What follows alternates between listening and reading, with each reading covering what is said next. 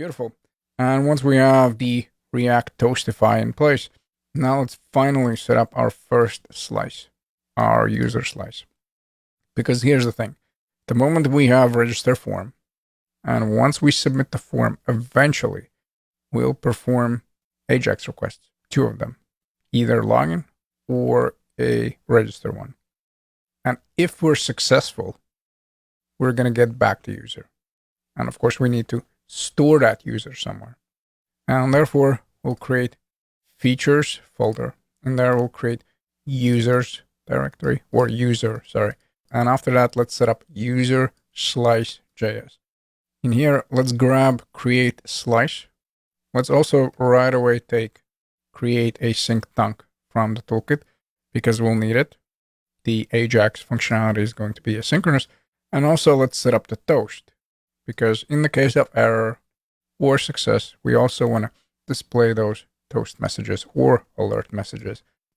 As far as the initial state, we're going to have is loading because there's going to be some loading functionality as well. The default value will be false, and also we'll have a user. User will be set equal to null. Then we'll create the slice. So say user slice equals to create slice, name user, and then initial state. And of course, we want to export the reducer. Then we want to create a store where we'll use configure store, user slice. We export store with the reducer. And as you can see in here, I didn't go with reducer. I just went user slice is equal to user and then user slice. And at the very end, in the index.js, we want to set up the provider from React Redux and also a store. And before we can do any of that, we want to install both libraries.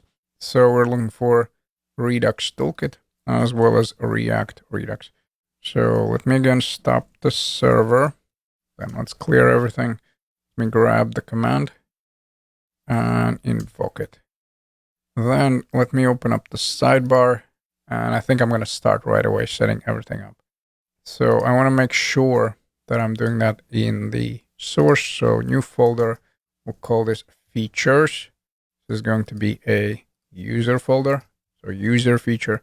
And in here, let's create that new file. We'll say user slice JS.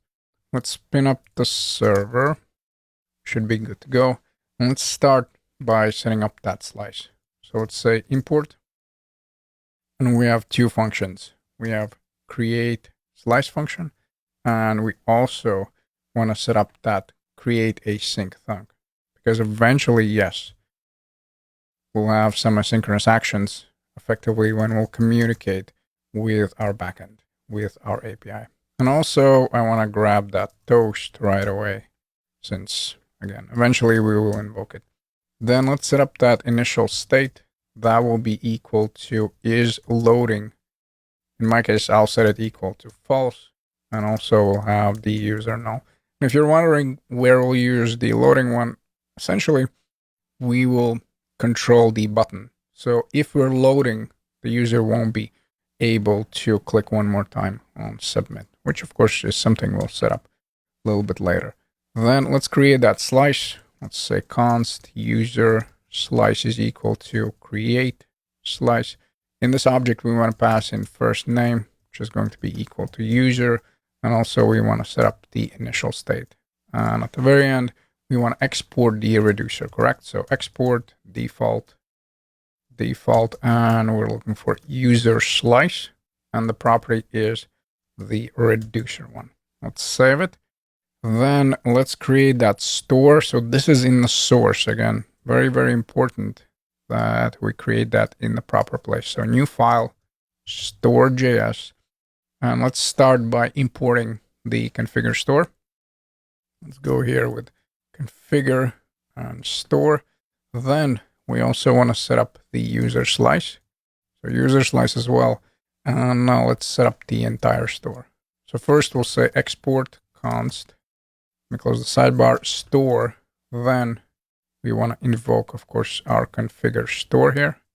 So let me move this one down and let's set it up here. As far as the object, we want to set up the reducer. And as far as my property, I'm going to go with user.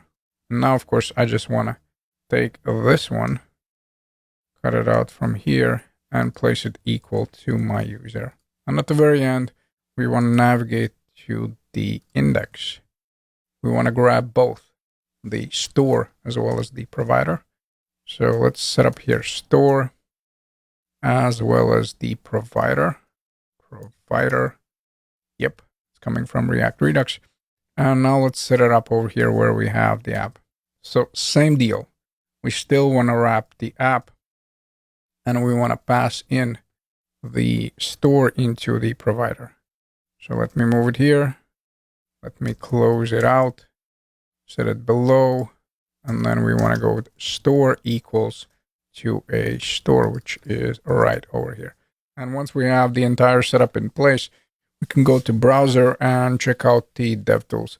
Now, here's the thing. In my experience, when it comes to React 18 and the DevTools, there's this weird thing where you need to close basically your browser and then start up the server and then everything works. Otherwise, it just shows everything blank. Again, by the time you're watching this, probably that's not the case. However, if you navigate to the browser and you see nothing there, basically, it's just an empty state, then here's what worked for me. So I stopped the dev server, closed the browser altogether. Then let's start this up here.